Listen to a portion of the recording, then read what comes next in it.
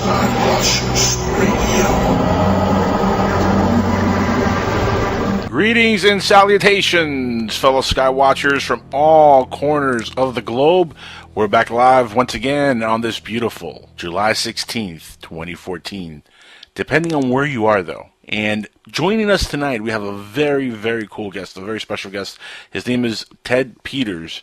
And Ted Peters, the author, Ted Peters, who just wrote a really cool book called UFOs, God's Chariots. And we're going to talk to him about that book and about all kinds of different things. If you're hearing a little crickling sound, that's my co-host, Alan, who is...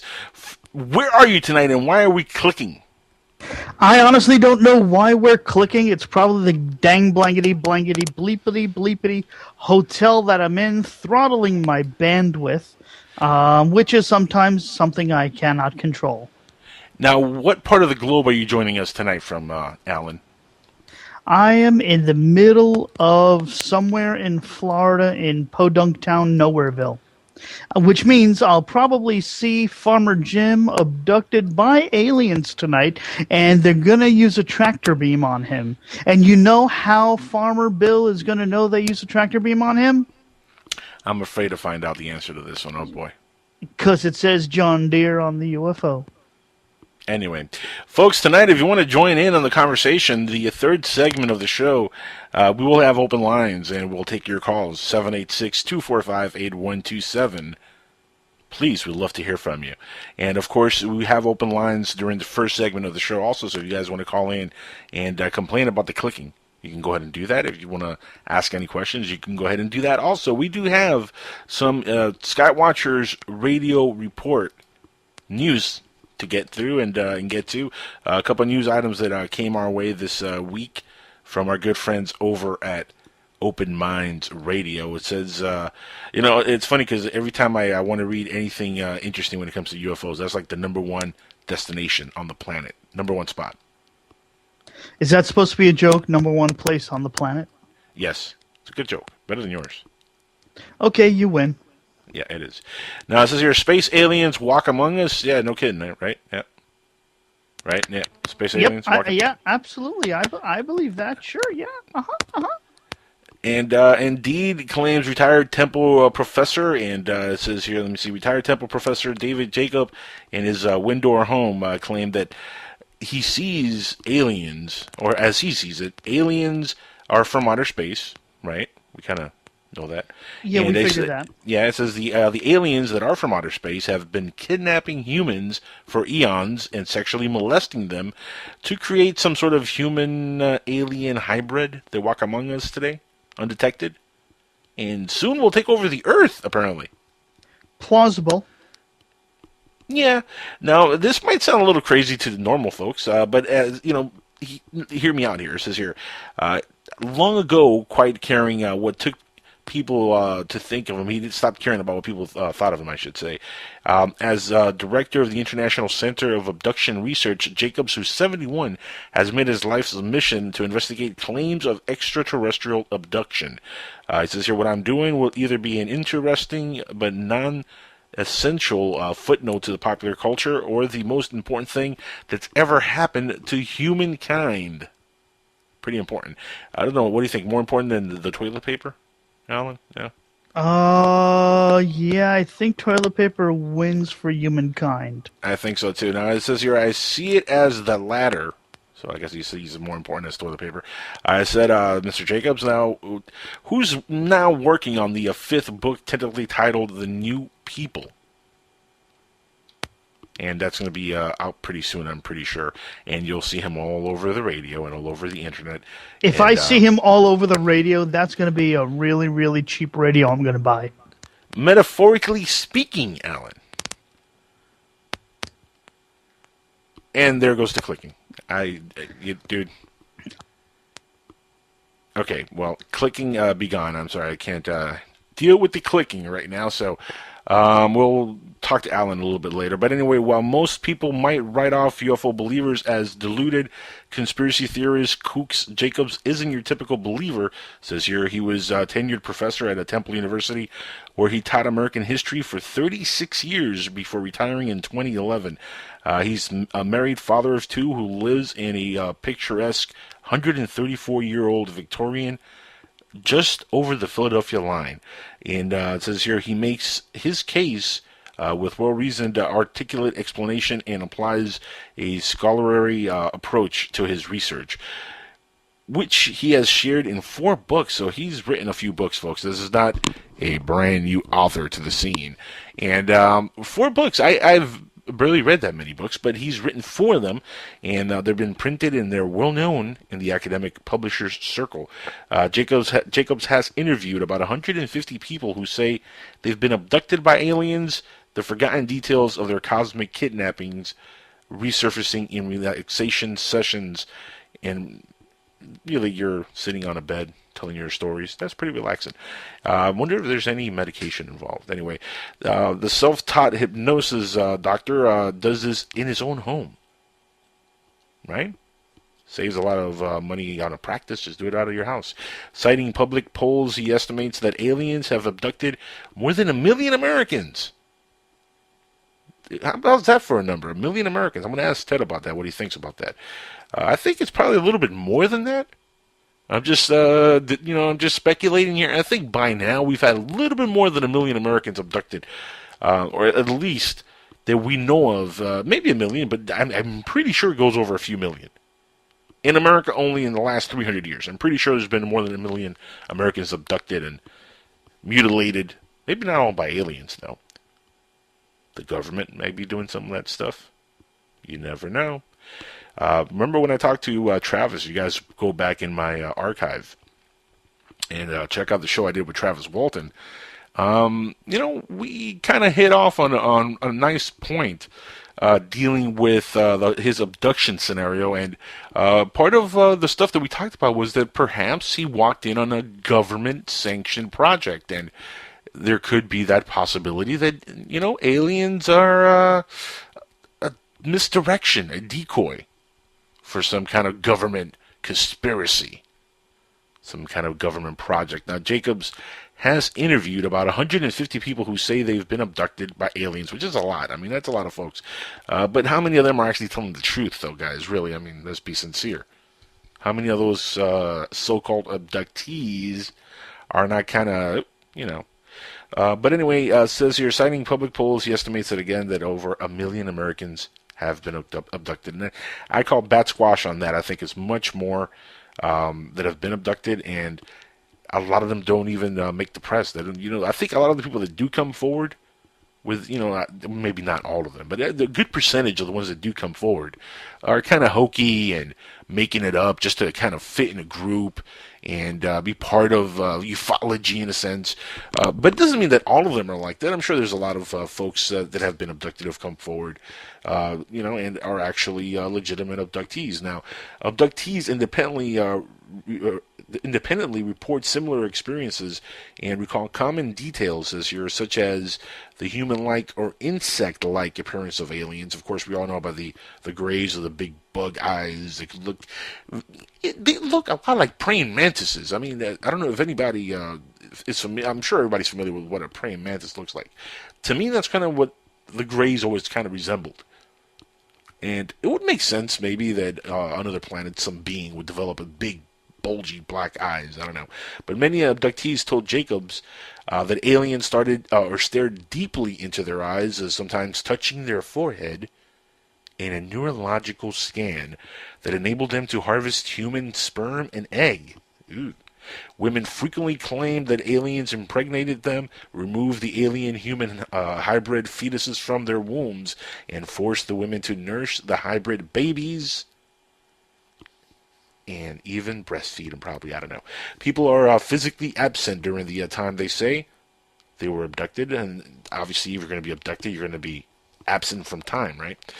Time is going to be missing. So yeah, missing time is something that's very familiar in the abduction scenario. Jacob said some families even have reported loved ones missing or seen them vanish he added, and vanished like in thin air. Kind of like magic, like psh. Abductees sometimes are taken in groups. Strangers who have never met on Earth recall each other from their deep space experiences, Jacob said.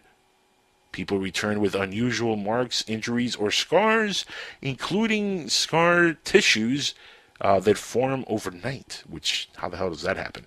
A biological impossibility that he says here that he has seen himself.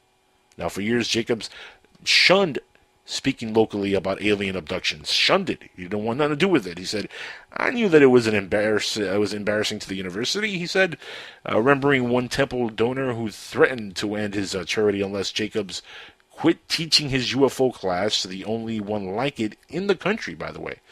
But he didn't quit. Still, his beliefs carried a cost. Tenured in 1981, he said he was twice rejected for promotion and never became a full-time professor at Temple. And he says, I was not rewarded for my views, Jacob said, but you do not often find yourself in the middle of a phenomenon like this that allows you to make a contribution to something that could be an unsurpassing importance in human history.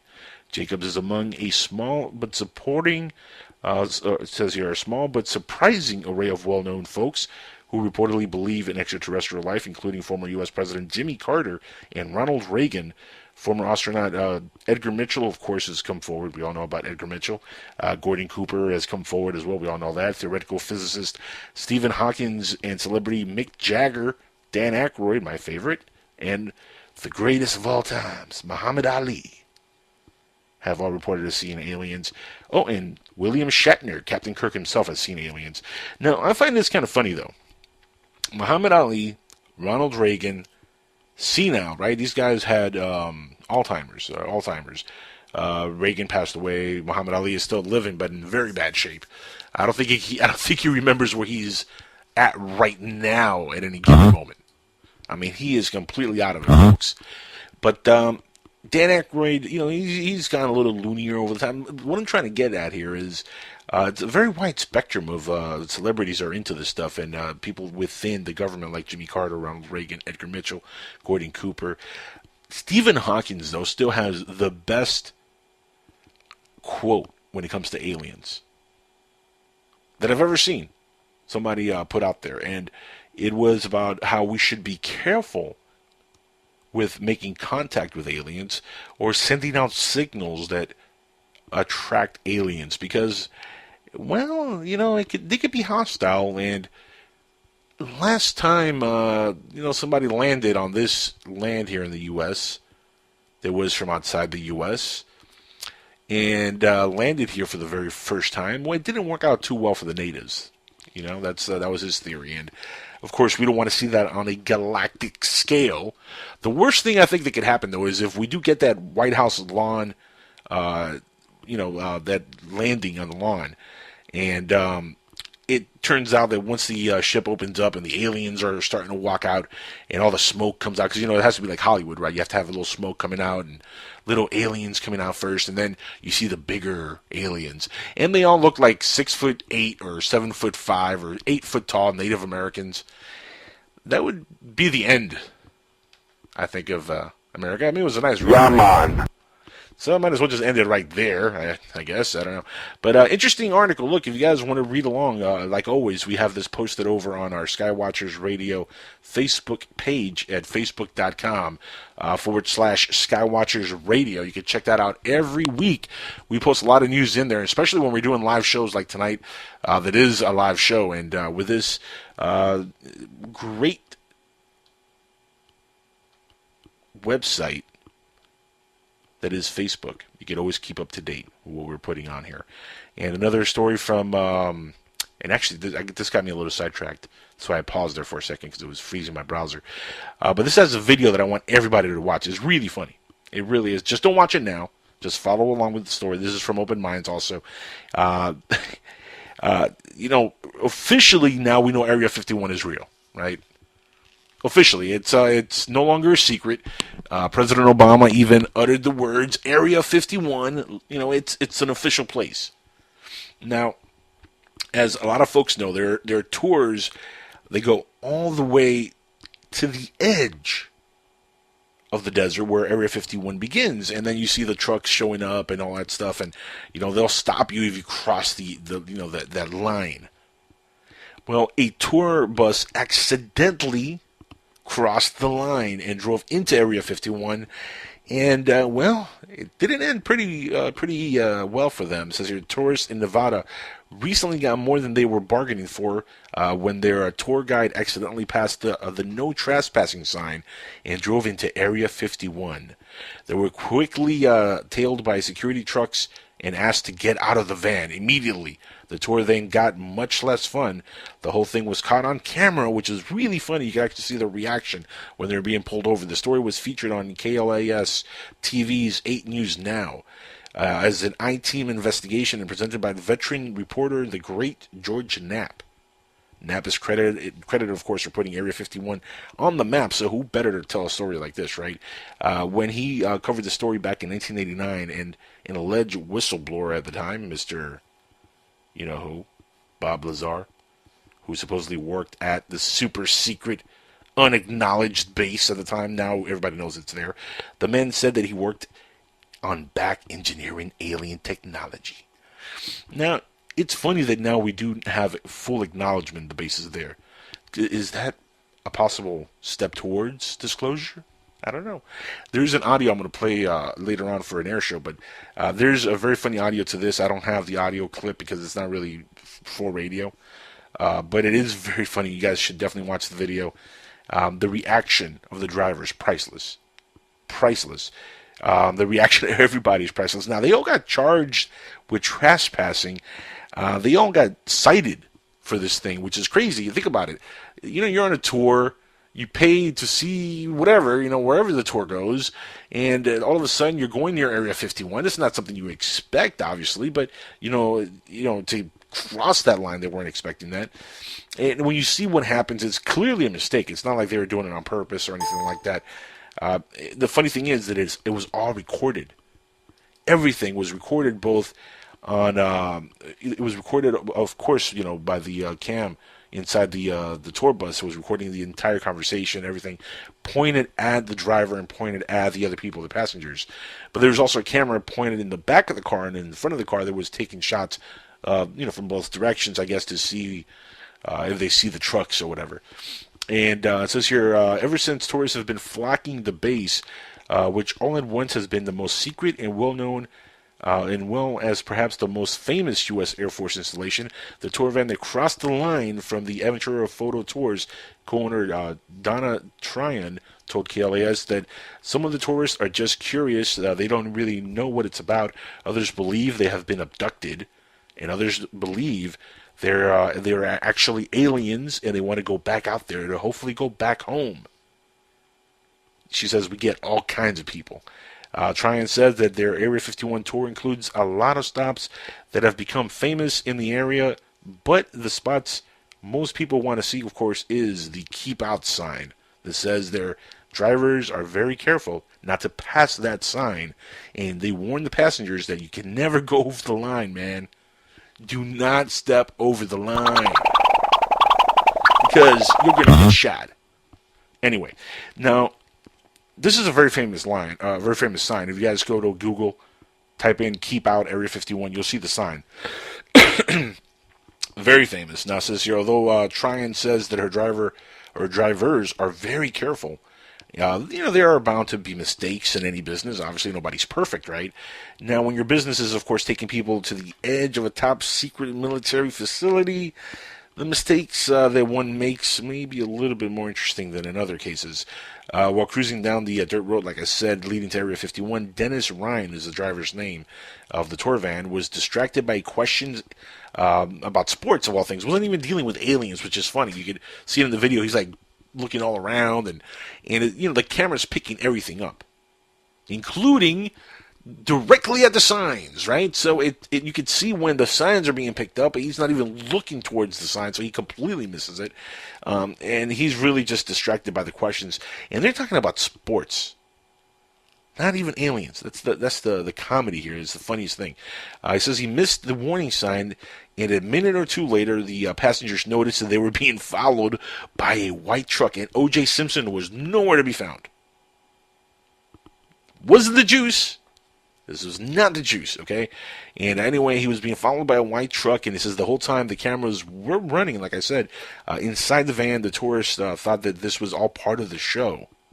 They thought it was all part of the tour. Boy, were they surprised. However, Ryan can be heard saying, "Oh, man, I apologize for this. Those are the men in black."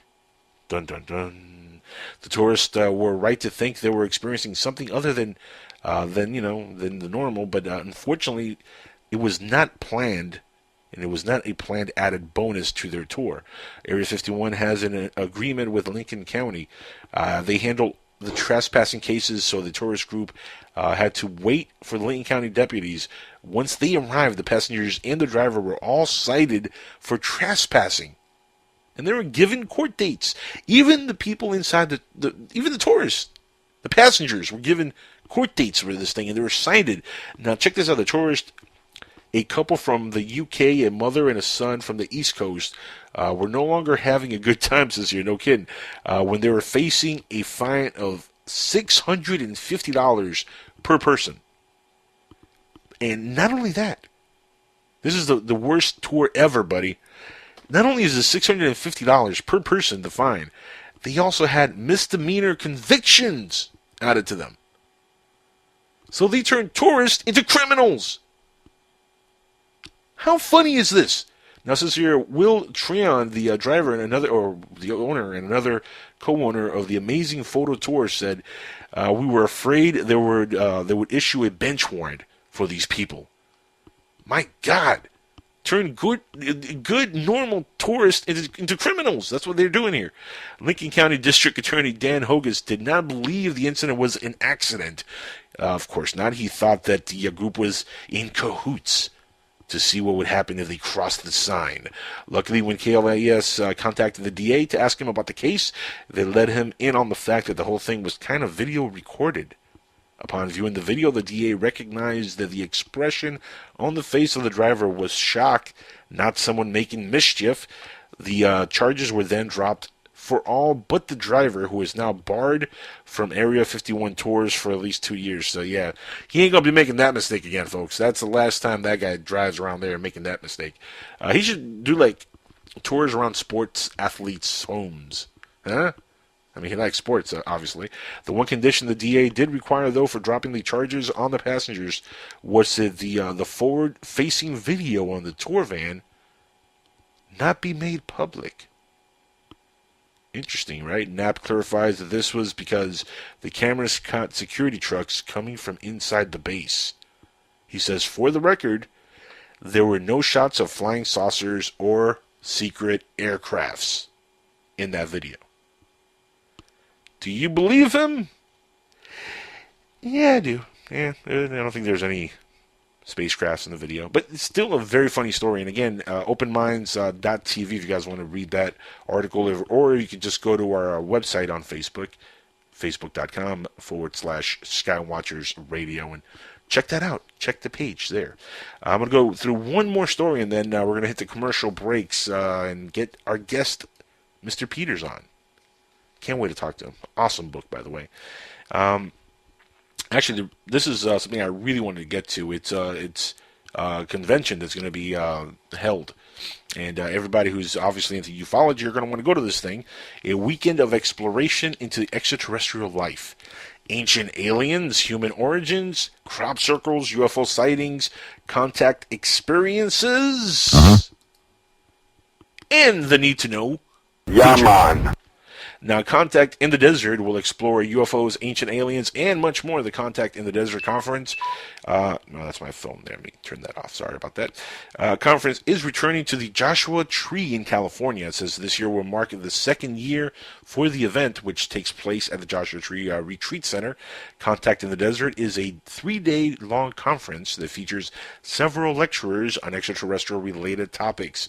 Event organizer Paul Andrews claims that the registration for this year's event have more than doubled from last year's registrations. That's pretty good, right? That means people are interested in the subject. Yeah. Now, Los Angeles Daily News reports that according to Andrews, the event's popularity can be attributed to mainly to the popularity of television shows like, History Channel's Ancient Aliens with my favorite weirdo with the hair, Georgia Tukulus, and of course, Art Bell and many other people that are over the years have introduced the alien themes and topics to the world, and other people that are going to be there, which I don't want to name by name. You know who I'm talking about, the guy with the stash. Open Minds Alejandro Rojas will also be present at the lecture this year and at the year's event, so that's good. This is some of the names that are going to be there. Check this out. Sorry, I had to cough there for a second. Stash Squatch is going to be there. Stash. Crazy Hair Georgia Tukulus is going to be there. Hey, speaking of people that make stuff up, Eric Van Daniken is going to be there. Stephen Greer and David Wilcock will all be there. All right. So in other words, it's going to be all fiction, folks. Well, Alejandro Rojas is pretty cool. Michael Tellinger, he's actually pretty good. Jim Mars, Nick Pope, he's awesome. David Sarita, he's cool. Jason Martell, Aces. John Anthony West, Linda Moulton Howe, David Jacob, and Richard Dolan is going to be there also. So if you guys want to check that out, make your way over to the conference. This is here. Let me see. It's going to be held in August 8th through the 11th. And is at the Joshua Tree Retreat Center once again. And it says here, Andrews believes the conference has a broad appeal because the whole UFO question is a huge mystery to the American public. And the people want to solve that mystery. They need to know. He also believes that Joshua Tree is the perfect location to host the event because the region has a long history of reported UFO sightings. The second annual Contact in the Desert Conference takes place August 8th through the 11th. Like I said, for more information, please visit contactinthedesert.com, and you can also check that out on openminds.tv. Now, guys, we're going to go to a quick commercial break. Before we go to commercial break, though, there's one more thing that I wanted to get to, and I'm going to play this audio piece. This is from an air show. Really funny stuff, and this was reported all over the place as real UFOs. And it wasn't. Check out the article again on facebook.com/Skywatchers Radio. Vancouver UFOs, actually a terrestrial stunt. A pair of unidentified flying objects spotted in the skies over British Columbia have been identified, and they are absolutely from this very planet. Social media lit up on Sunday night with the videos and photos of a pair of dodging, weaving ribbons of flame in the sky over the English Bay. In Vancouver, some suggested they were UFOs, but a stunt airplane company has admitted to being the force of the unexplained lights. We're going to hit commercial breaks when we come back with Ted Peters. All right, everybody, we're back on Skywatchers Radio on PSN Radio and, of course, Dark Matter Radio Network. And we got our guest of the evening with us, Mr. Ted Peters. But before we go and get to the guest, I want to issue a quick apology to Jeff Willis, because there was a little confusion on the scheduling, and he's actually supposed to be on next week on the show, and I had kind of confirmed by accident that he was going to be on this week. So sorry, Jeff. We love Jeff Willis here on the show, and he will be on with us next week here on Skywatchers Radio. So quick apologies to Jeff for the confusion. But now on to the show, guys. Again, if you want to call in, 786-245-8127, and please keep your calls for the last segment of the show. We have our guest Ted Peters on, the author of the book UFOs, God's Chariots, Spirituality, Ancient Aliens, and Religion, Yearning in the Age of Extra-terrestrials. Ted, welcome to Skywatchers Radio, my friend. How are you doing today? It's good to be with you, watching the sky, watching for dark matter. That's exciting. On the Dark Matter Radio Network. So how do you skywatch for dark matter? What kind of if you're looking for dark you're looking matter and a flying saucer appears right in front of it, then you've got real excitement, don't you? I can't wait to see that without using Photoshop. Good point. Yeah. Do I hear a note of skepticism? And I'm not a skeptic. I do believe, but when something doesn't sound right to me, I'm going to call Bat Squatch. I'm going to say, please explain that or break it down for me because something doesn't sound right with it. It sounds like you like evidence, right? There are some things I'll take on faith, some things I'll take on evidence. A religious man he is not, by the way, Ted. Well, yes, I am. Sure, I am. It's possible to be religious and also like evidence. I think that they can kind of go together. I agree. Now, Well, religion and spirituality are also two totally different things. And are we talking about organized religion when it comes to these topics as well? When I deal with the UFO phenomenon, I'm really dealing with spiritual sensibilities, not necessarily organized religion. And I do think that certain sensibilities that simply belong to the human race and have been there in our culture for millennia actually come to expression in our own day, even in the secular culture. So you don't need to have an organized religion in order to think religiously or spiritually. Yeah, but the way the world is That's right interesting, yeah. now, seriously, the way the world is right now, you know, eons of spirituality is not translating to how people are dealing with the world around them. Well, I fear that unfortunately it is translating, but it's coming out in disguised form. So Vladimir Putin wants to conquer foreign countries. Why? Well, he wants to defend high moral standards in the Orthodox Church of Russia. So it's a very disguised form, but it's alive and well, and I think it's alive and well in the UFO phenomenon as well. But it's simply disguised, camouflaged. The names have changed, but classic ancient religious desires for salvation, perfection, eternity. All of these things come to expression in the UFO phenomenon, just as it does in many other departments of secular life. All right. Yeah, it makes sense. Now let's go back here. With UFOs and spirituality and religion, how far back do you date the first recollection of something that can be considered UFO based in historical records when it comes to religion? Like, what's the furthest record that I guess you researched that you can say, this could be UFOs, what they're talking about here? Well, I like to deal with the UFO phenomenon as a package, and It's a big package. As a package, and I just start with June of 1947 and work down to the present time. Oh, yes, one can go back and retrieve earlier accounts of things and then try to sweep it in.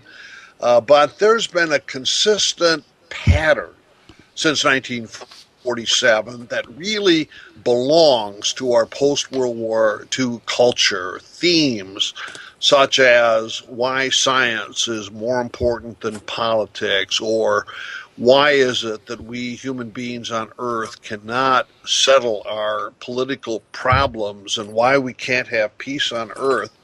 And these are, I call them religious or spiritual themes that press their way all the way through the phenomenon.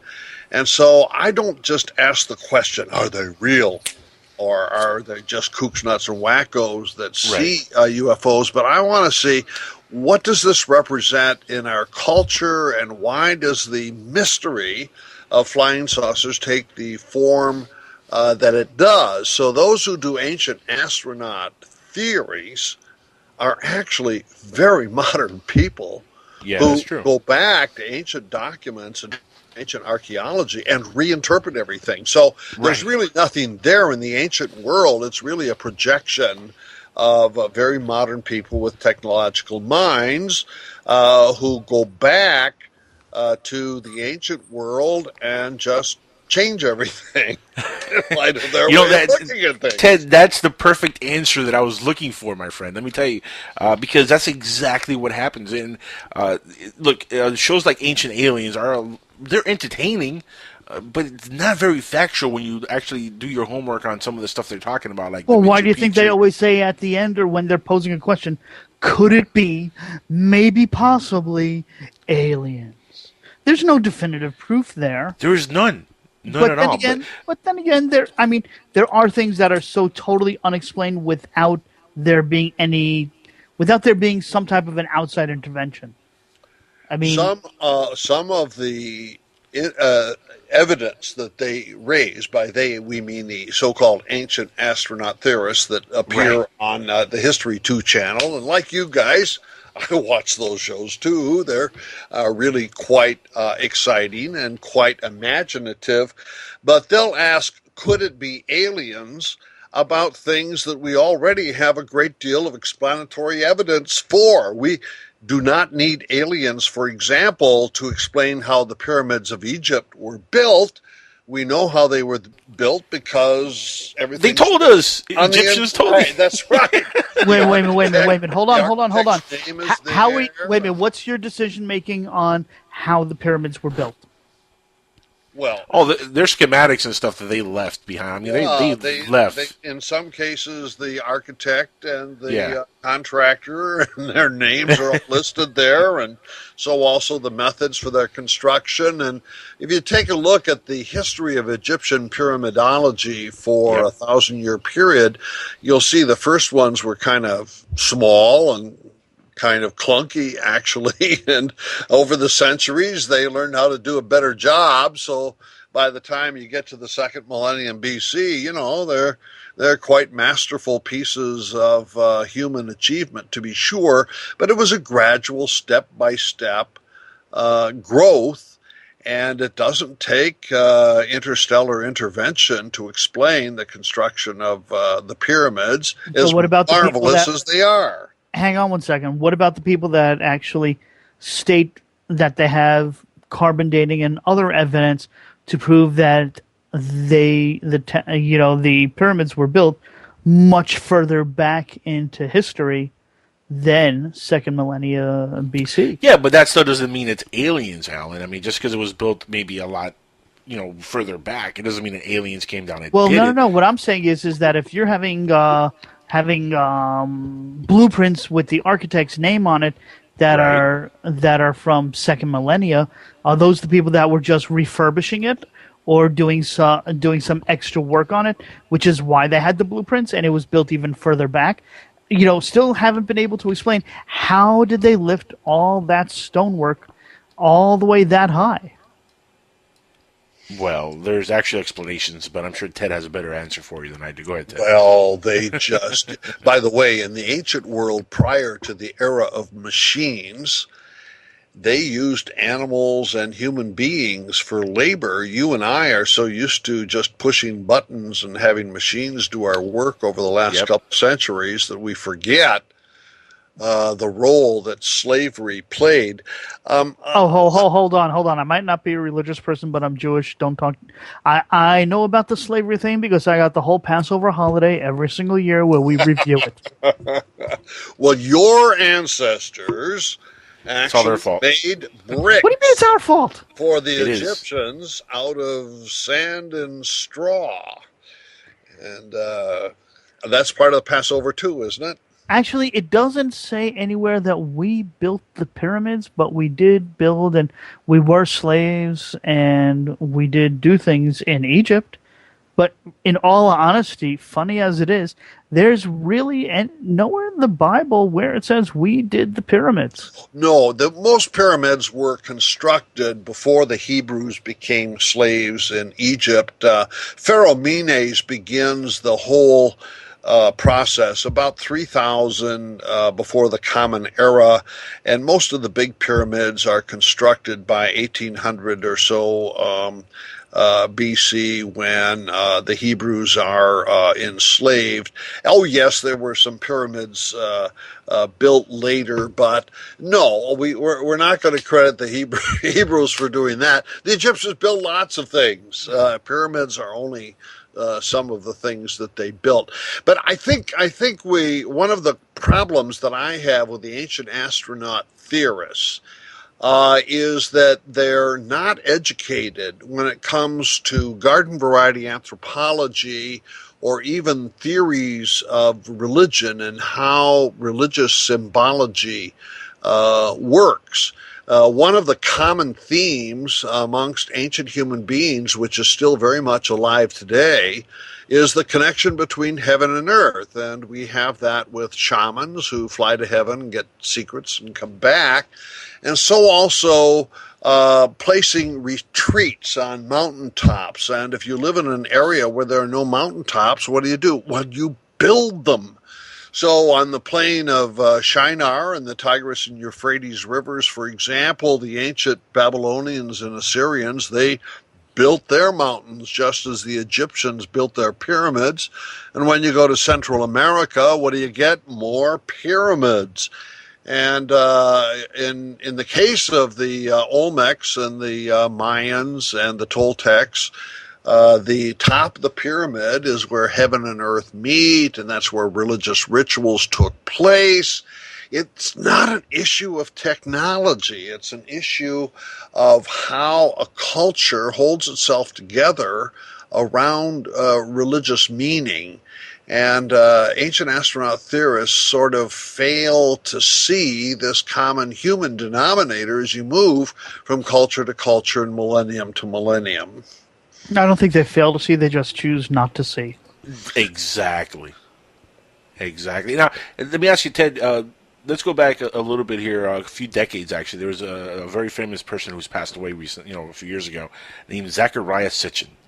Oh. And Zecharia Sitchin wrote, of course, about the Anunnaki and about Samaria and all that stuff. What's your thoughts on Zecharia Sitchin?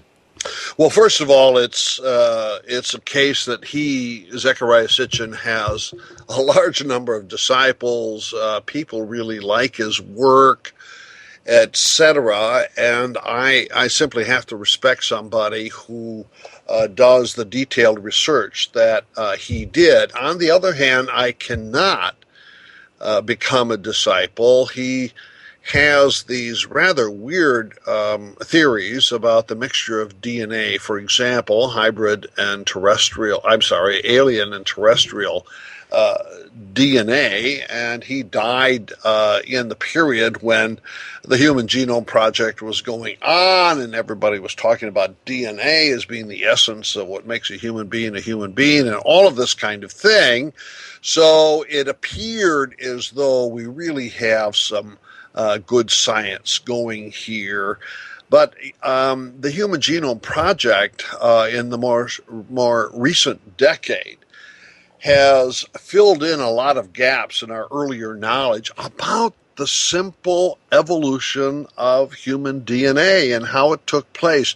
There really isn't any room in there for a shot coming from outer space in order to tell the story of human development. So I tend not to agree with Sitchin and his disciples, and similarly with Rael and the Raelians on that particular story. Is it possible that Sitchin is right? Oh, I suppose it's plausible, but I really don't think that the evidence is in to give priority to Sitchin's explanation over those of your garden variety population geneticists.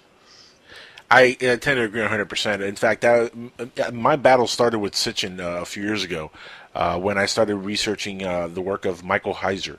Are you familiar with his work? I do not know his work, no. He's a religious scholar. He took on Sitchin. There's a website called SitchinWasWrong.com or SitchinIsWrong.com. Mm-hmm. And he took him to task. I'm talking about he debunked him completely to the point that once you watch the documentaries this man put out, and you do your own research, which is the best part about the internet. You could go online and research it for yourself. Go to a library, do your own homework on this stuff. And once you do your own homework on the stuff that he's telling you to look at specifically, it's clear that Sitchin made up a lot. I mean, like you were saying earlier, he was just making stuff up left and right. If something didn't fit, he'll change it around and rearrange the meaning to fit what he wanted. I'll look this guy Heiser up then, yeah. Oh, this guy was epic, Ted. Epic.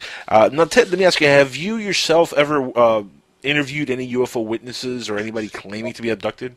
Yes, I have. I served for a number of years as an investigator for MUFON, the Mutual UFO Network, And Yep. I interviewed people claiming to have had UFO experiences of all different types, and that includes abduction experiences as well.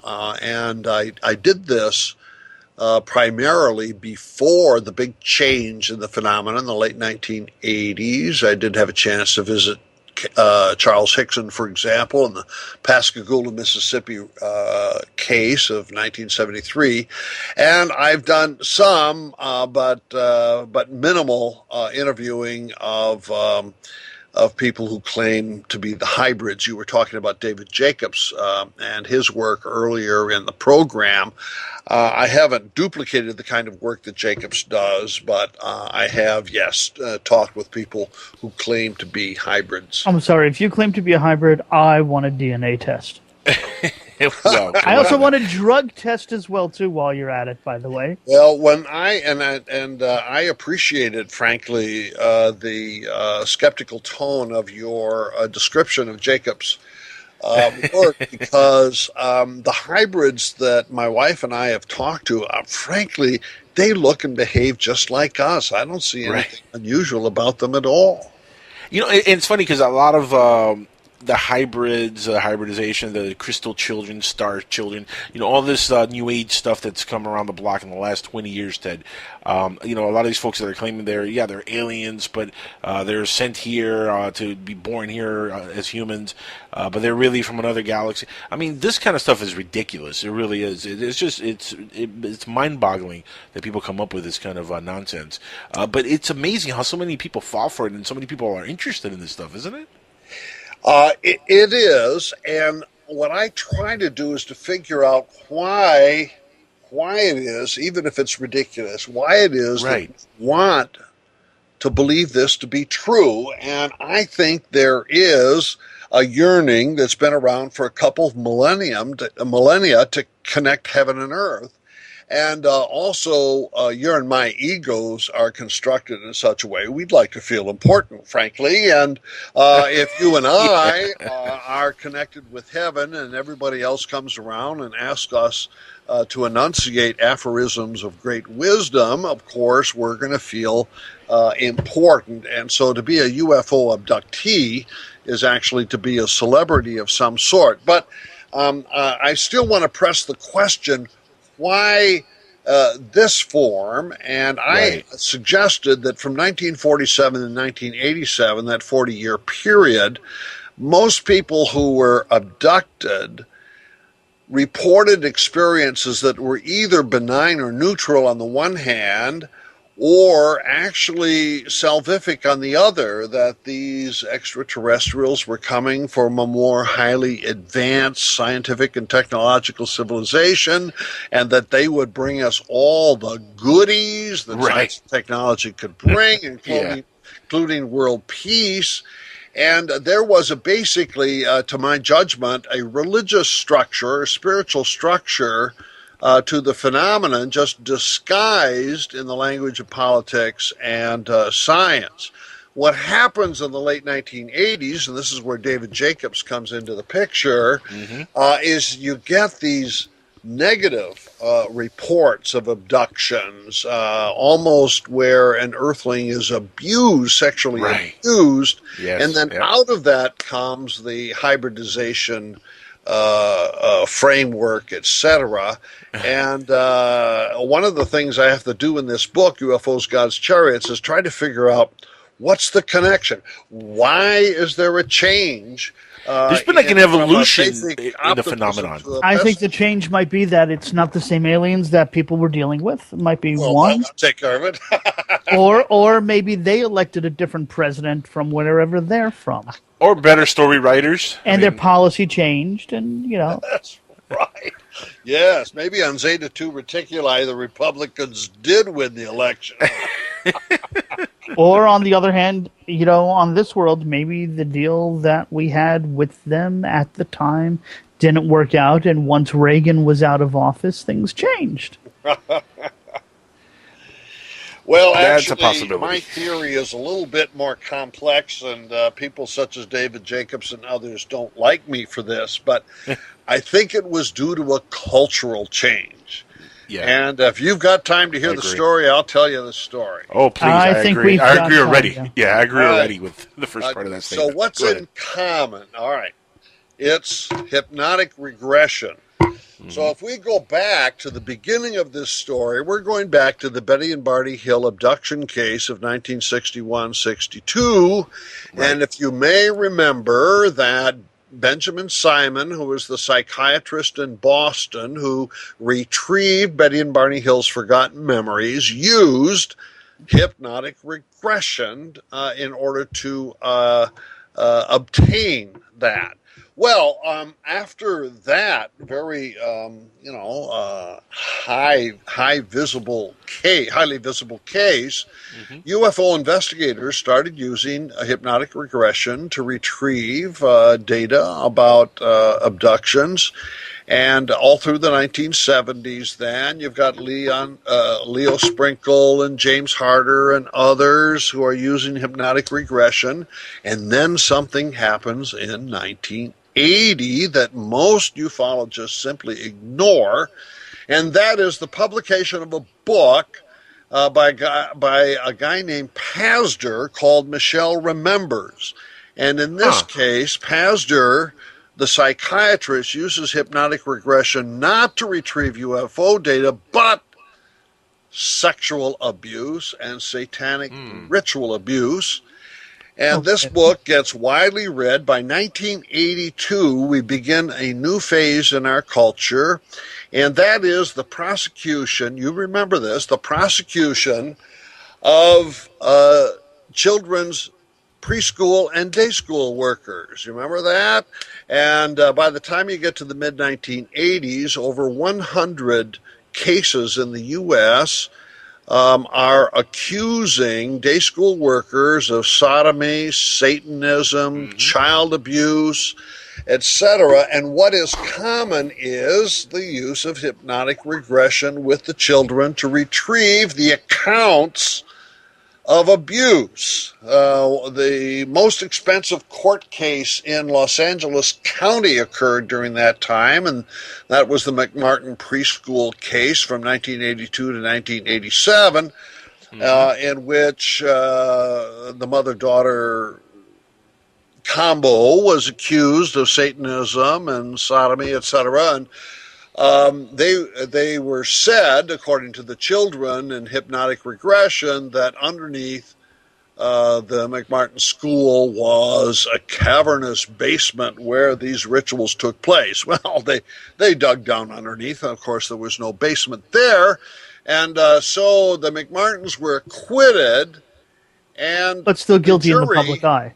The jury said they could see that the counselors using counseling techniques, including hypnotic regression, were leading the children.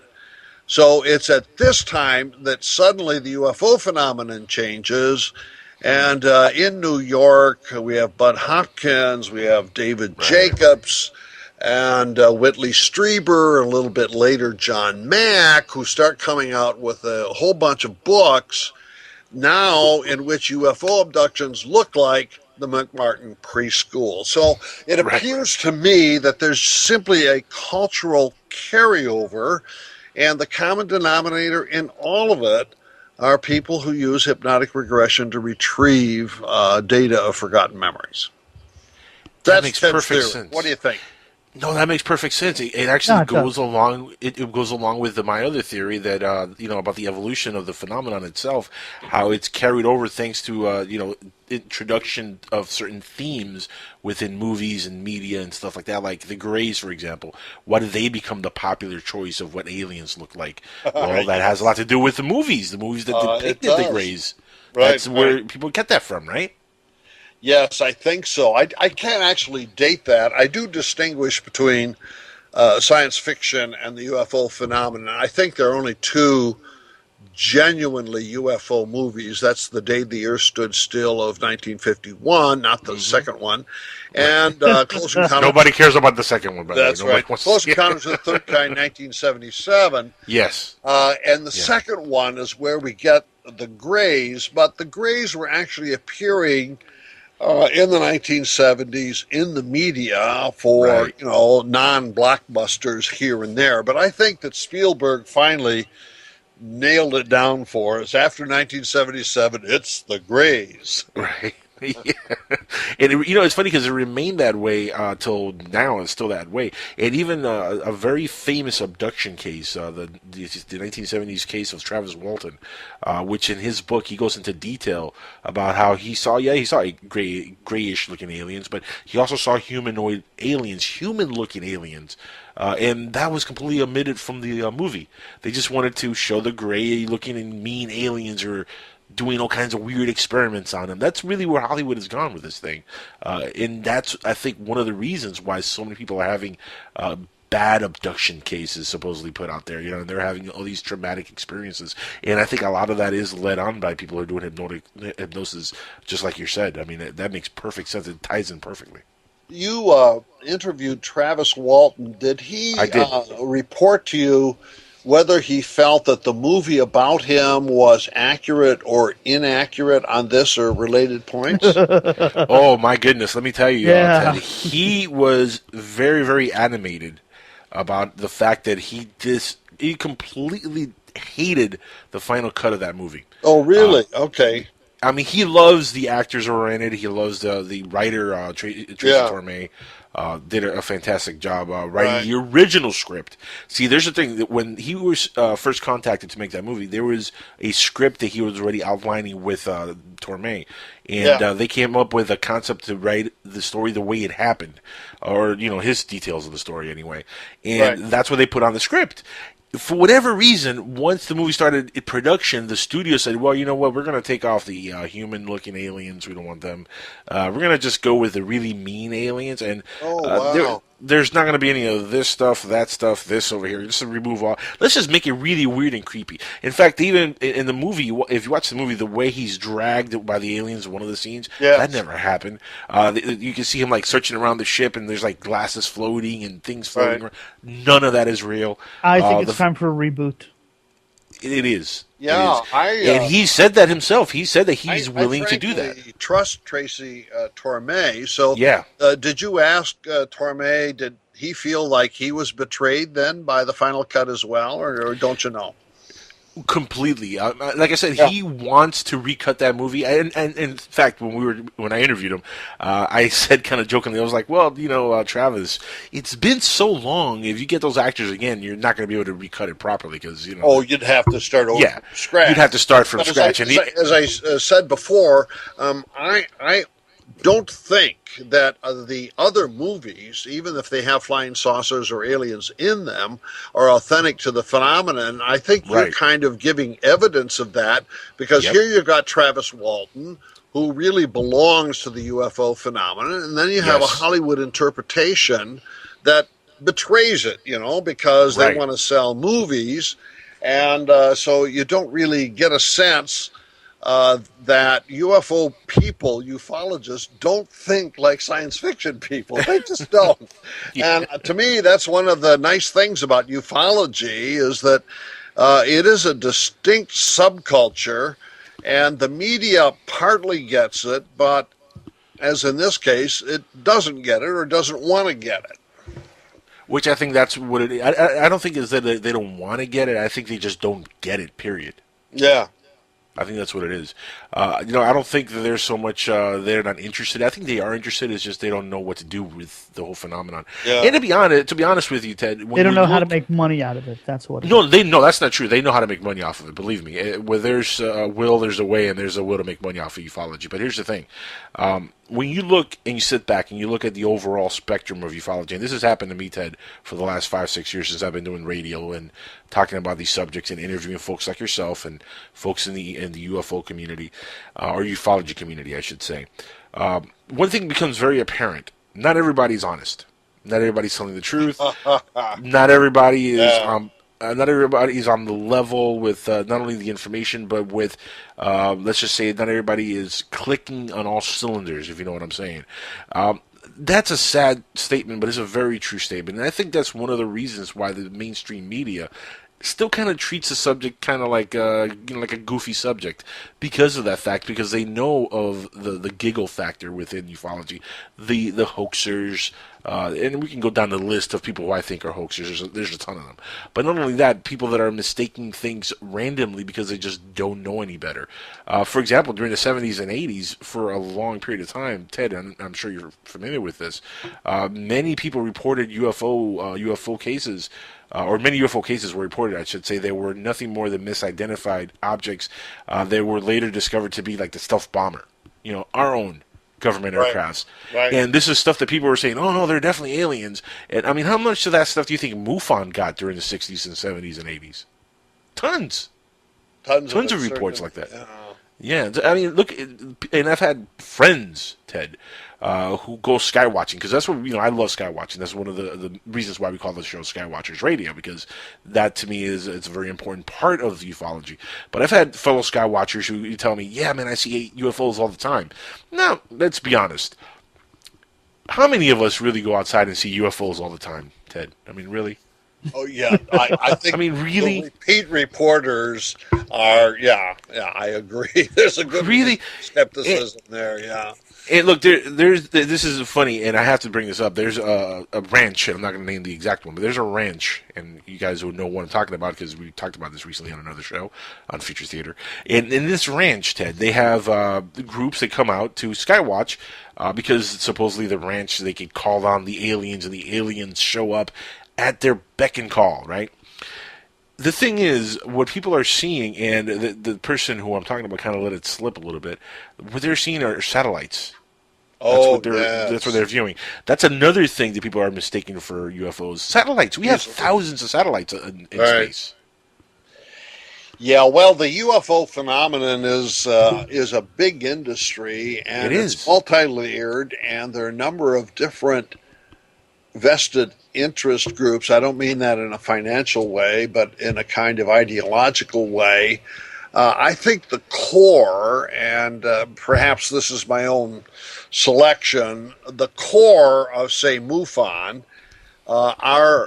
is made up of a group of people who have a scientific mindset. So they get a variety of reports. They want to investigate. They want to eliminate the IFOs, the identifiable flying objects, and get to that core that could be extraterrestrial.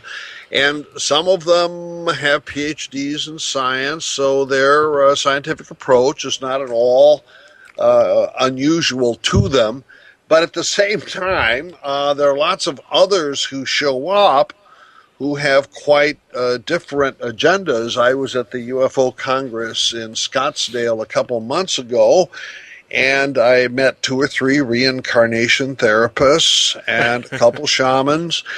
And one shaman, a woman, very delightful woman, told me, well, she really likes these UFO meetings because there could be a wide variety of points of view, and nobody's ever critical of somebody else.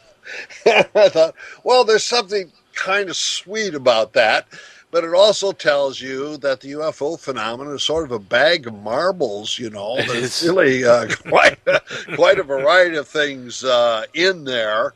And for my book, I tend to focus on this sort of core group, those who think of themselves as scientific, those who want to show on the basis of evidence that in fact Earth is being visited by extraterrestrials. And this is the group I find most interesting, and probably the group that my mind sort of dovetails with. I don't feel any need for reincarnation therapy, and but I do like the kind of UFO investigators. I do. At the end of the day, do you think that the Earth is being visited on a regular basis? Do you think that's actually happening? I am not convinced that is in fact the case. And it's not that we lack evidence, it's that we have too much evidence, and the evidence is not internally coherent is the problem. And I sympathize with Stanton Friedman and others who want to say, look, there's really good evidence that we are being visited by extraterrestrials. But then you got all kinds of stuff that's part of the UFO phenomenon that doesn't fit. I saw a movie one time taken by a farmer out in the field. He just plowed it and planted and everything, and was kind of being proud of himself. So he's just taking a film, and Uh-huh. this classic circular flying saucer comes into the horizon. You think, oh, here we've got a spacecraft, and there are probably passengers in there from Zeta 2 Reticuli or something. Well, then suddenly this flying saucer starts to stretch out like bubble gum, and you get the thin thing in the middle, and then pop, and then suddenly you've got two flying saucers now, the same size as the first one, and they fly away in separate directions. Well, I want to say that doesn't look like a craft carrying passengers. It's No. something else. So here it is, and it's very much a part of the phenomenon, but it doesn't fit the extraterrestrial hypothesis model of craft visiting us. So I think there's a lot going on here, and even if I would hope the extraterrestrial hypothesis would be the case, boy, that just doesn't account for all the kind of data that we've got to deal with to explain. No, I completely agree.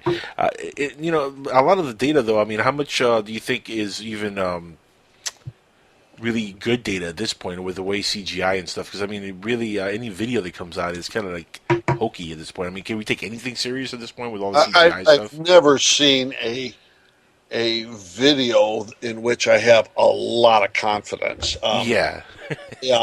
Some of the early photos, like the Trent photos from Oregon, did pass all the tests. Even the Condon report stated that those were authentic. So there is some reliable data there. But no, you can't believe just everything that appears on YouTube. That's for sure. No kidding. Now, how long have you been interested in the whole flying saucer phenomenon? Well, unfortunately, I started as a kid. My mother and father were avid readers in the early days of the genre of UFO literature, and they actually went to hear UFO speakers such as George Adamski and others, and they would come home and talk, and I would read their books and stuff. So already in the seventh grade, Wow. I was the local neighborhood expert on flying saucers. I never gave it up.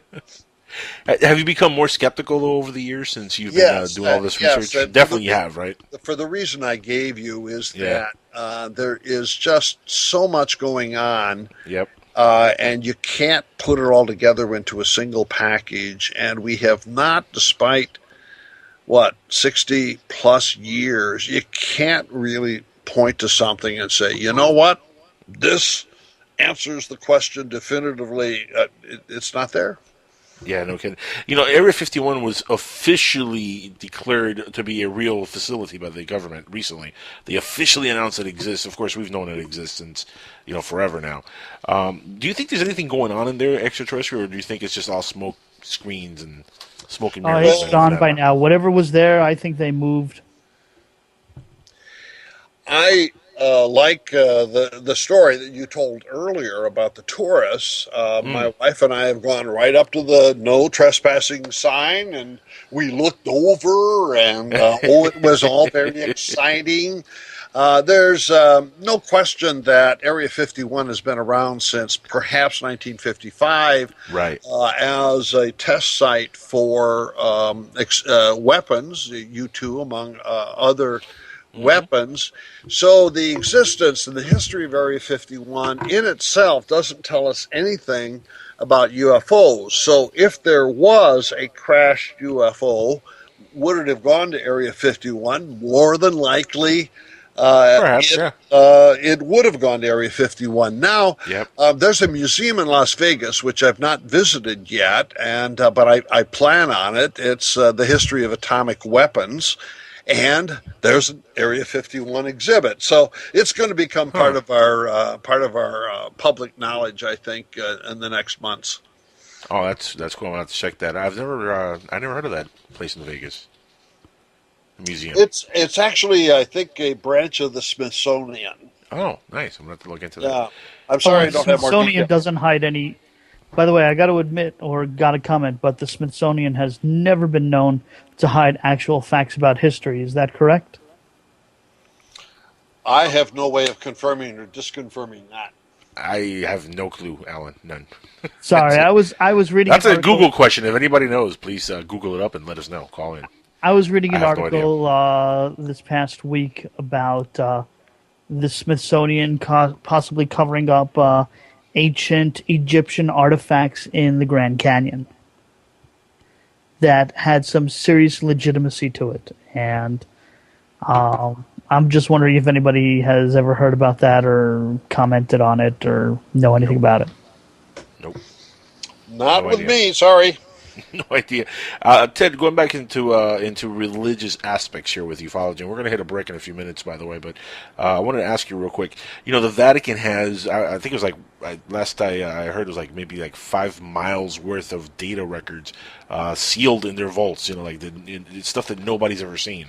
Do you think there's stuff in there that deals at all with the alien phenomenon, or because I am a believer that we have been visited in the past at some point. Don't believe all the ancient astronaut stuff. I think a lot of that is bogus, and I don't believe it's accurate ascension. But I do think there's a case for maybe we've been visited at some point. Do you think there's anything the Vatican might know? Because recently the Vatican, not long ago, did say that, you know, aliens are part of God's plan, and they're coming really close to saying that aliens are real. Well, I know some things about the Vatican, but not everything. I worked from 1987 to 2002 during the pontificate of John Paul II with the Vatican Mm-hmm. Observatory, and Oh, okay. John Paul II was very interested in the interaction between science and faith, and so I had a chance to meet him on a few occasions. And the Vatican Observatory has been around since a few generations after Galileo. I mean, after all, they got to take Galileo's telescope and search the skies. Yeah. And since the Second World War, the Vatican Observatory is engaged in a considerable amount of serious scientific research on galaxy formation and related projects. And the topic of extraterrestrial intelligence is an everyday conversation. I mean, it's just normal. The Pope Francis I, about 3 weeks ago, gave a homily within the Vatican in which he used as an illustration, what if a flying saucer were to land and a Martian gets out and asked to be baptized, would we baptize the Martian? Well, Francis I, who has a PhD in chemistry, by the way, likes science, but this was part of his sense of humor because he's been working since his pontificate began to expand the horizon of Catholic believers. And about a year ago, he said, should atheists who have high-minded morality become partners with Catholics in making the world a better place? Yes, indeed. So I think of what he said about aliens or Martians fits that. Be that as it may, if you want to have a good conversation about this, talk with one of those Jesuits who's an astronomer for the Vatican Observatory. They've got a lot to say, and I don't know what they would say then about documents that are locked up and sealed and hidden. I'll bet you even Francis I has not read them. Probably not. And that's crazy. 5 miles worth of documents. Yeah. Can you imagine what some of the stuff that's in there? I mean, geez. Crazy amount of documents in there. Listen, we're about to hit a commercial break, everybody. When we come back, we are going to have open lines. I want anybody who wants to call in, please do so. 786-245-8127 is the call-in number. Please call in and ask Ted any questions you have. Ted, this is a really fascinating conversation we're having, and thank you so much for being on here with us tonight. And hopefully we have some good questions for you from the audience. Well, I'm enjoying it. Guys, stick around. We're going to be right back on Skywatchers Radio. All right, everybody, we're back on the Dark Matter Radio Network and on PSN Radio. This is Skywatchers Radio with our guest of the evening, the author of the book UFOs, God's Chariots, Mr. Ted Peters, and we're having a really, really fascinating conversation with him. He has answered just about every question as perfectly as I would expect after reading this book, as perfectly as I think anybody could answer some of these questions. Because to be honest, Ted, by the way, it's very refreshing to have somebody out here say what you've been saying. The entire hour you've been on, just to hear somebody actually logically think about this stuff and not just believe all the nonsense that's out there is just a breath of fresh air, to be honest with you. And if you guys listening want to get in on the conversation, please do so. 786-245-8127 is the call-in number. I'd love to hear from you, and I'm sure Ted would love to hear from you also. And by the way, you can also find us on Skype by looking up PSN Radio. So there's a lot of ways to get to us and find us on the show and ask us questions. We are taking your questions in chat room also. If you guys want to go there, psn-radio.com has a chat room. You'll see the link right on there. Check out the chat room. Ask away. We'll answer your questions. Back to Ted now, and back to this book. Ted, I wanted to ask you real quick, because this is something that's come up a lot. Not really so much on this show, but other shows that I've done, and I wanted to get your opinion on it. Do you really think, and honestly, in your heart of hearts, do you think that NASA and SETI and scientists like that take the UFO phenomenon at all serious? Well, before I answer that, let me thank you for using the word perfect so frequently. My wife Karen is listening to the show, and it wouldn't hurt for her to hear that. Yeah. Well, actually, I don't have to conjecture. I know a fair number of research scientists at both NASA and SETI. And apart from a few individuals here and there, by and large, it's clear they do not take the UFO phenomenon seriously at all. They tend even to shun people who are involved with ufology. And one of my concerns has been, I don't think that's necessary, because, as I mentioned, there are a number of people in MUFON and other UFO investigators who think of themselves really as being quite scientific, but your SETI and your NASA people think of themselves as having a patent on science. So in the summer, when they have their barbecues, the NASA and SETI people, they have their barbecue, and the UFO people, they have their barbecue, but they don't invite each other. And I just think that's where we are, and I do think that in the future, maybe they should invite each other, and I'd like to go to both. How much of that do you think is by design, because they just want to not associate themselves with the UFO community, or how much of that do you think is by the UFO community not wanting to involve themselves with NASA, so a lot of the hoaxers are not found out to be hoaxers, and maybe they're deliberately it is staying the away. case that a number of the scientists in SETI and NASA are aware of hoaxes and just plain hokiness and craziness, and they just don't want to be associated with it. And it's also the case, believe it or not, that a lot of funders want to think of themselves as being very serious about science. And so the greater the distance between NASA and SETI from the UFO phenomenon, actually, the better it is for funding. But I don't want to reduce it to that.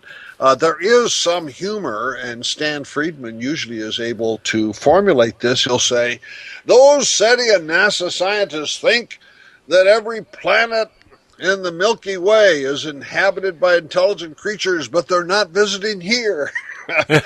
And, that's a great rhetorical device, but there is a little bit of nuts de cuckoo stuff going on, but I'm concerned about method, about assessment of evidence, about trying to get clear on what we know versus what we don't know.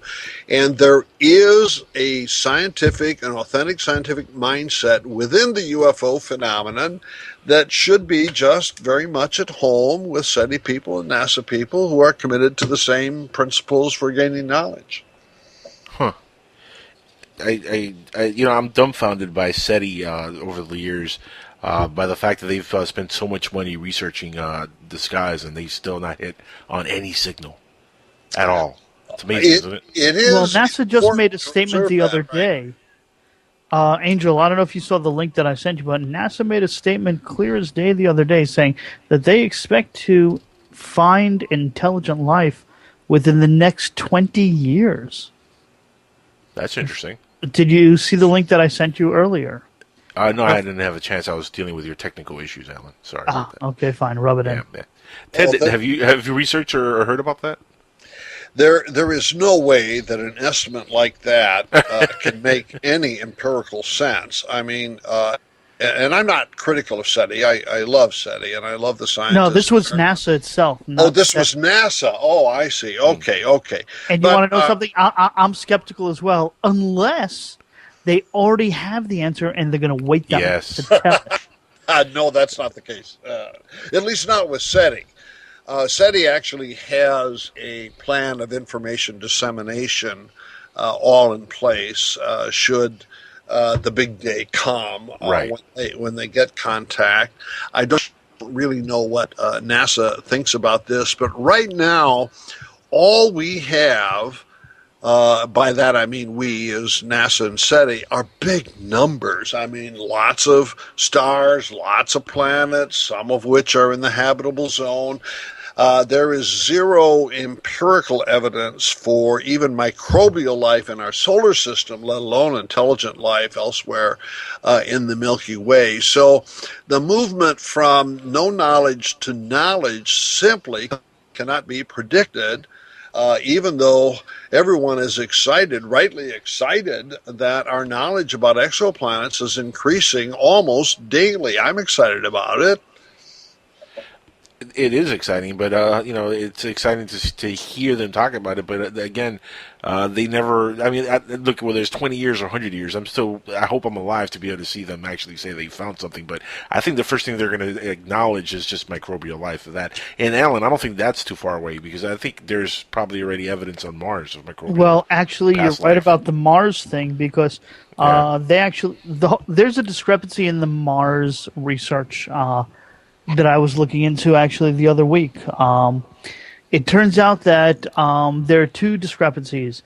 With the soil samples that were taken on Mars when the rover landed, scientists had said that there needs to be at least 300 parts per million of organic matter or bacterial matter to say there's life on Mars. The Okay. whole funny part is that they didn't find it. When they did the soil samples, there was at least 30 parts per million where they took the sample, not 300 parts per million, and that's only one sample that they took, and they haven't disclosed any other samples. Right. Then there's always that. How long will they hold? Like you said, I mean, they might already know. How long will they hold that evidence? Eventually, question. yeah. I don't know. How That's- well do we trust them? That's the big question. How well do we trust them? You know, NASA's acronym, NASA, for a long time, the running joke has been that it stands for Never a Straight Answer. And it's really become, more than just a joke. It really is that. I mean, you never get a straight answer from these folks. It's always, well, maybe this, maybe that. But, I hope I'm alive, Ted, to see them, finally come out and say, you know what? Well, Darn it, we found aliens or we found microbial life. I'm dying I'm for with that. you on that one. And if you read the science journals, which I do quite regularly, one of the jokes is the discovery of water on Mars, because every couple months they announce they've finally discovered water on Mars. Well, they haven't, actually. The theory is there was once water on Mars. Right. But There's ice at the they polar haven't caps. Is that empirically not water? reconfirmed. There's ice at the polar caps of Mars. Are you telling me that's not water? Well, Ted? Well, that's not even a pun, is it? As far as I know, they haven't actually dug into the ice. So, and Yeah. there is another theory as yet unexplored that there's water subsurface, and what they want to do is drill down deep enough in order to find that water. And if they do find water, could it be filled with microbial life? So, for your Mars experts, it seems to be like tomorrow, or the day after, or the day after that. The day after tomorrow. Yeah, right. Yeah, it's funny though because Alan makes a good point though. There is, there is ice on the polar caps of Mars. It's scattered. It's not all over the place, but there have been images that show ice formations on the polar caps. Now, and they recede and expand actually depending on the seasons. Right. But here's the thing: how much how frustrating is it for everybody like us who are into these subjects to see them constantly land in places that are completely far away from the polar caps, where maybe there they could find the water. Why are they going in parts of Mars where they know there's nothing but desert? Now that's an excellent question. You're a taxpayer. If I were you, I would, I'm mad about that. And tell them to land on a polar cap. That's a good idea. I mean, that would answer the question. Is there ice? Is there water? Well, let's land where there might be some, because the pictures are saying there's ice there during the seasons. Well, let's go there and find out. Makes sense, right? Now, Ted, I don't know how much of Mars you've seen over the years of leaked images and stuff like that, but there's even areas of Mars that showed like vegetation on some images. Have you seen any of that stuff? Oh yeah, that's Skip's site, right? That's one of them. Yeah. MarsAnomalies.com. I have not. I have a colleague at NASA with whom I'm in continuing conversation. His name is Chris McKay, and he's a Mars expert. And whenever I need a little Mars fix, I say, "Hey, Chris, what's up?" Let me just say, those kinds of conversations I never hear. So my suspicion is that. We probably still have yet to find concrete evidence for the first time of microbial life on Mars. I don't think it's in, and I have never heard a credible scientist say that vegetation already exists there. No scientist will touch it. I mean, these are images that will leak on but again, it's the internet, so how much of it is credible? Oh, right. Yeah, it is what it is. But, there's stuff that we have to look at anyway and dissect it. And I've seen some images, like the glass tunnels or the glass tubes on Mars. That's very interesting stuff. And that's been officially put out there by NASA. That's not like something that somebody just put out there. There are plans more in the private sector than by NASA to colonize Mars, and they do have designs for what the first colonies will look like. And there's a NASA-sponsored laboratory in the desert of Arizona called Biosphere, in which the bubble that would be transferred first to the moon and then secondly to Mars is there. It's an ecologically internally complete life ecology there to support it's a full ecosystem humanoids. Yeah, and so those that kind of research is just continuing. And yes, once we land on the moon and land on Mars, we'll drop down our bubble, our biosphere, and the human beings will live inside there until they can emigrate out. Now, the Mars One mission, of course, I don't know if you're familiar with. I don't know if that's where you're going with, but the Mars One mission, they had 200,000 people sign up for this thing at one point. Oh yes, for a one-way trip. How crazy is that, Ted? If I think about it. Get my mother-in-law to sign up. Don't we all wish that, Ted? That's just so wrong. It's funny. Mother-in-laws. No, but I mean, how crazy is that? I mean, look, we were talking about earlier about how the media in movies and stuff has made this stuff mainstream. I think we need to ask again about human nature, because even though I don't know the Mars One people, I do know the Mars Society people, and they have a strong sense of manifest destiny. In fact, they even use that term, and they even use the term Promethean. So they want to define human nature as being driven by a force to explore and go new places. And just as Europe wanted to expand to the new worlds, so also does the human race want to expand to the other planets. Right. And so the Mars Society collects this kind of enthusiastic exploratory people. So there's an issue of the human spirit here, and I think we all recognize it. It's usually you don't find a whole room full of people believing in manifest destiny, but the Mars Society gets them all together in the hundreds. It's amazing, yeah. So I can understand why you would have that many people sign up. I genuinely do. I don't want to make that trip, but I can understand why others would. Yeah. I mean, it's a one-way trip, but let's just say it's a one-way trip, but you're not even guaranteed that you're going to make it to Mars because you never know what could happen from here to Mars. I mean, we've never traveled that far in space. One of the with people. Interesting phenomenon. Let's get back to human nature. In the biosphere experiments, they've actually tried to put human beings in the biosphere and keep them there for a year because it's going to take, a year by the time they leave Earth and they get established on Mars. Right. And you know what? They couldn't last more than 6 months. They were going to kill each other. They had to pull them out. Yeah. You can't coop 6 people in the case of the Biosphere 2 experiment. Are you kidding me? I mean, human beings, and they were going to kill each other. They demanded to get out of there. And so there's something about human nature that we are really risking a lot by putting, 2, 4, 6 people on a spaceship. yeah.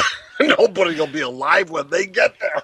You would expect that science or these people would have learned from like the Real World, the TV show. Yeah. Don't put people in a group. Big Brother, the TV show. Don't put people in a group and expect them to get along because it's just we're humans. We find flaws in each other and we argue. That's what we do. Oh, yeah, nitpick and gossip. I talked to a husband and wife who were members of this team. The 6 in Biosphere 2, and after 6 months they had to be yanked out. And it wasn't that they didn't love each other or anything like that. You just can't stand living together like that. Who would want to go anyway on a trip like this with your wife and be there for the rest of your lives? What if it doesn't work out and you do break up and now you're even if stuck on Mars together? Girlfriend, it would only last a week, right? Right. I mean, that can't be good. And can we even make that kind of travel? I mean, the human body, could it really travel from here to Mars and be okay? I mean, I don't know if we can survive that space travel. Okay. I think we have to accept the fact that with the change in gravity, that the human body will change, and if we don't come back, it's going to change permanently, not only for the generation that makes the trip, but for any future generations that are born there, and our bodies will not look on Mars like they look here because gravity is a factor in why we look the way we do. Yeah, no kidding. I guess I don't know. They'll get smaller or taller on Mars because gravity is less there. So I think right? we'd get taller. Carl Sagan once speculated, and it stuck in my imagination, that if you were to have intelligent creatures on a planet with a high level of gravity, they'd look like turtles. That makes sense, right? Well, why do we have turtles on this planet? I mean, what are they doing? What are they dodoing here? Yeah. That's what's beautiful about this planet. We have such a diverse amount of animals and creatures, and it just makes no sense what we're doing. I think those turtles are actually aliens from Jupiter. Hey, listen, Michael. Hey, those Ninja Turtles. I'm telling Michael Bay got into a lot of trouble for saying that the turtles were from space. So let's not go there because people were angry, Ted. People were mad, and Michael Bay almost lost everything because of one mistake. Right. Now, let me ask you: do you think that NASA, or well, not even NASA, but do you think, or do you talk about the ETI myth at all, and how the scientists believe in that myth, or do scientists believe in the ETI myth? Do you think? Yes, I do, and my science friends don't like me to talk this way, so maybe one of them will call me up and say some nasty things. But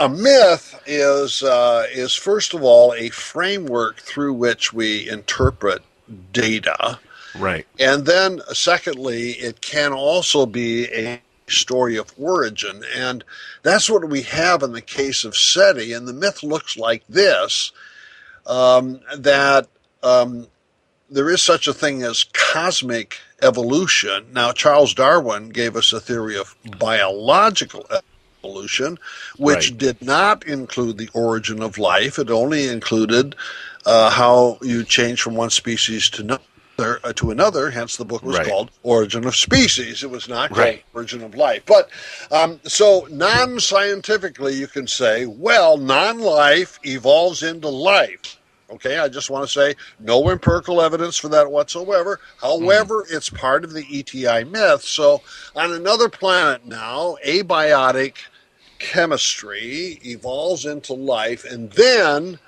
it gets more and more complicated over time, and over time we get to intelligence, and from intelligence we get to stupid people who believe in religion, and then as And then we're here. we evolve further, then we get to smart people who believe in science and technology, and here's the tip-off about the myth, is it's commonly said amongst both SETI and ufology people that if a civilization has evolved longer than it does here on Earth, it is more advanced, it has progressed more, and ergo, its science and technology is more advanced than ours, and ergo, it has solved many of the problems we are unable to solve. Ergo, if they contact us, they will drop from the sky blessings on top of blessings from their science and technology. And who on earth better than anybody else to make this contact than the most highly evolved, most highly progressed people on earth, namely the scientists in their white coats? And so it's a very self-serving myth, and it goes way beyond scientific evidence. Our most renowned evolutionary biologists, I'm thinking here of Francisco Ayala, Ernst Mayr, Stephen Jay Gould, all agree there is no such thing as progress in evolution. There is no guarantee that no matter how many million years you have evolution going on, that it's going to move towards intelligence, let alone such things as science and technology. And so the ETI myth does not even have the best of our evolutionary biologists giving it support. Yet, this is the myth that justifies the very research that SETI is able to pursue. And last October, I had a chance to talk with SETI. There were about 90 scientists in the room, and I started talking about the assumptions of their research in mythical terms. And oh my goodness, a number of them really took umbrage because they see themselves as scientists and not mythological. And one guy with a big smirk on his face said, well, we have to tell myths. That's the way we get our funding. Wow. You know, and I have a funny story that correlates to that, by the way, Ted. When I first got started with the whole ufology thing, and I started doing a radio program 5 years ago, I had a person, I don't want to name this name because I don't want to put them on there like that because they're actually real nice. But there was a lady who told me, you know, what do you want to do in ufology? What are your aspirations, in this radio stuff? And I said, to not debunk, but to get to the bottom of things and maybe learn the truth and talk to individuals who have experienced stuff. And she was like, well, that's great and dandy, but you're not ever going to make a name for yourself unless you do something beyond the normal. And I'm like, well, short of being abducted, there's really nothing else I could do. Right. I could go to the field with signs and see if somebody comes and takes me, but it's probably not going to happen. But she goes, no, what you need to do is you need to come up with a good storyline, and just sell it, write a couple books, put it out there, do the tours, do the lectures, go around, develop your story over years and make a name for yourself, and this is the way you get into ufology. And I said to myself, so in other words, I got to create a myth, create a story, sell books, And the same thing SETI does. They have to create a myth, sell a fantasy to get their funding. And Right. that's what a lot of people in ufology do. They create a myth, create a fantasy to sell their books so they can make a living. And one correlation I've seen, Ted, I don't know if you've seen this yourself, but especially in ufology, and I can name a couple of names, but I don't want to do that. But there's a lot of folks in ufology that are failed musicians. Have you noticed this? Where they failed at music, they jump into ufology for whatever reason. Right. They start to hit it off with the people who believe their stuff. Some of them are claiming to be Edgar Casey, for example, in a past life. Who am I talking about here? And they create such a big buzz. Next thing you know, they're telling the world, "Oh, by the way, we're musicians. Yeah, we sucked at it and we made no money, so now we're here. Listen to our records," and they start promoting their records like they're the next Beatles, for example. And then people who already are believers in their nonsense or are following them are now looking at their music and they're like, "Well, this is really catchy. It must be good because he's promoted it and we like him." And that's another avenue I think that people are using ufology for, to kind of give themselves a name so they can then sell their other products, which would be a lot of them is music, which is Yeah. ironic. Well, I'm going to write a UFO song now. You've inspired me. That's just so wrong. Actually, I'd like to offer two comments about that. And I think the first one is I don't think there's a lot of money in ufology. As I mentioned, I had interviewed Charles Hickson of the Pascagoula, Mississippi event, and there was a period in which Hickson and Parker were worldwide no household names. Everybody knew of Hickson and Parker and blah blah blah. And a ghostwriter helped Charlie Hickson write a book, and I was in communication with Charlie Hickson for a number of years. He was really disappointed that he didn't make any money.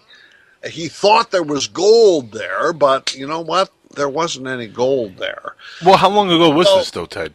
Oh, well, this would be, say, for the incident was 73, so he was probably trying to milk it for profit in the early 1980s, maybe. There was no money in that period. Now, there's tons of money.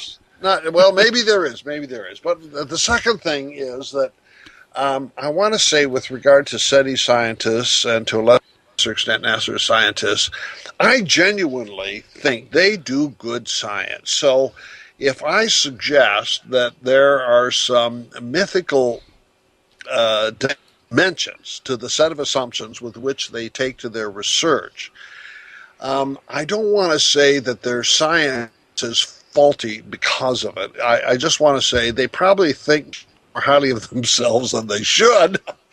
But I'm still glad that, as the years go by, they give us more and more valuable data about what's going on in the universe. And even if they never make contact with an intelligent civilization, they will help us know more about the universe. So I don't want to say that just because there are some mythological components that the science is bad, but I do want to say the public ought not to believe everything the scientist says. That's all. Well, a lot of the SETI stuff is kind of bad because they're still looking in spectrums that we use. Like aliens are going to use radio signals, right? I mean, aliens are evolved supposedly.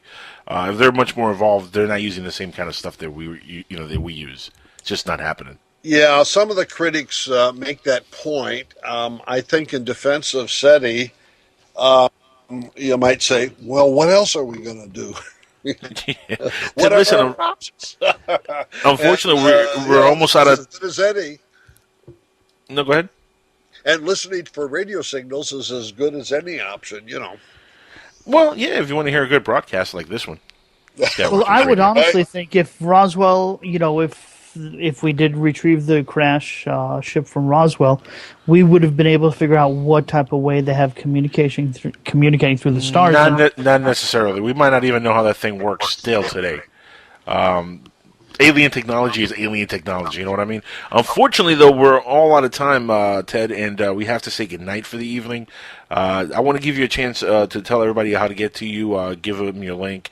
I know they can find the book UFOs, God's Chariots on Amazon. Please, everybody, get this book. It's a really, really good read. Highly recommended.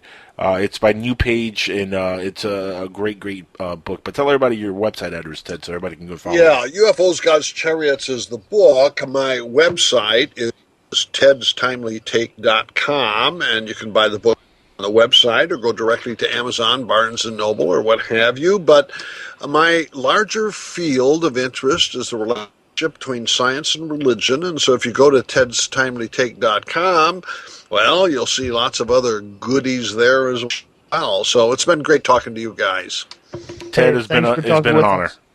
Thank you so much for being here with us, Ted, and taking part on the show. Sorry we couldn't get any calls for you, which is weird on Dark Matter Radio. I don't understand what's going on with Dark Matter Radio people.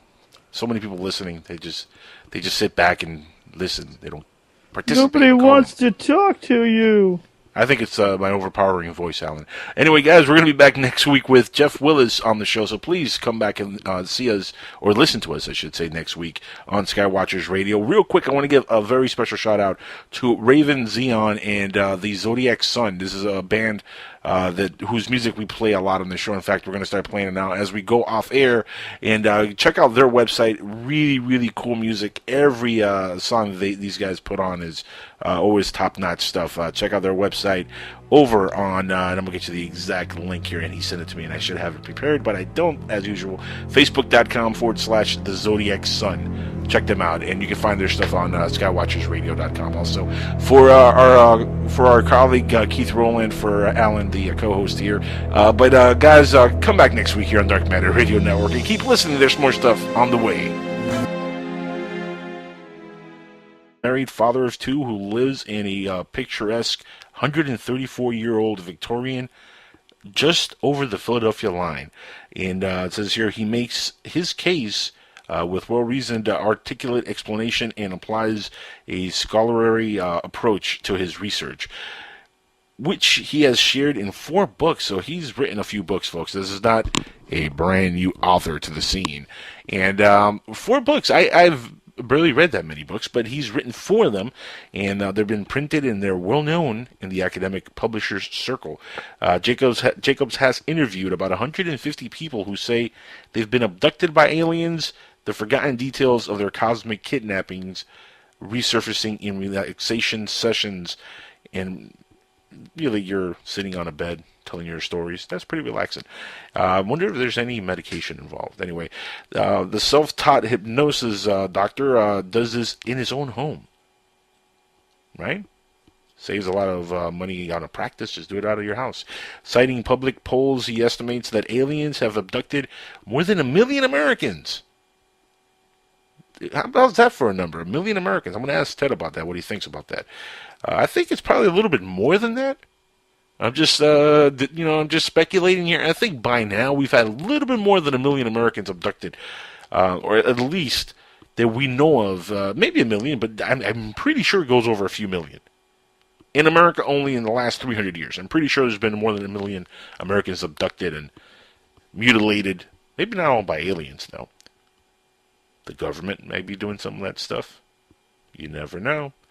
Remember when I talked to Travis? You guys go back in my archive and check out the show I did with Travis Walton. We kind of hit off on a nice point dealing with his abduction scenario. And part of the stuff that we talked about was that perhaps he walked in on a government-sanctioned project. And there could be that possibility that, aliens are a misdirection, a decoy for some kind of government conspiracy, some kind of government project. Now, Jacobs has interviewed about 150 people who say they've been abducted by aliens, which is a lot. I mean, that's a lot of folks. But how many of them are actually telling the truth, though, guys? Really, I mean, let's be sincere. How many of those so-called abductees are not kind of, But anyway, says here, citing public polls, he estimates that over 1 million Americans have been abducted. And I call bat squash on that. I think it's much more that have been abducted, and a lot of them don't even make the press. I think a lot of the people that do come forward with, maybe not all of them, but a good percentage of the ones that do come forward are kind of hokey and making it up just to kind of fit in a group and be part of ufology in a sense. But it doesn't mean that all of them are like that. I'm sure there's a lot of folks that have been abducted who have come forward, and are actually legitimate abductees. Now, abductees independently report similar experiences and recall common details such as the human-like or insect-like appearance of aliens. Of course, we all know about the grays or the big bug eyes. They look a lot like praying mantises. I mean, I don't know if anybody is familiar. I'm sure everybody's familiar with what a praying mantis looks like. To me, that's kind of what the grays always kind of resembled. And it would make sense maybe that on other planets some being would develop a big bulgy black eyes. I don't know. But many abductees told Jacobs that aliens started or stared deeply into their eyes, sometimes touching their forehead in a neurological scan that enabled them to harvest human sperm and egg. Ooh. Women frequently claimed that aliens impregnated them, removed the alien-human hybrid fetuses from their wombs, and forced the women to nurse the hybrid babies and even breastfeed them, probably. I don't know. People are physically absent during the time they say they were abducted, and obviously if you're going to be abducted, you're going to be absent from time, right?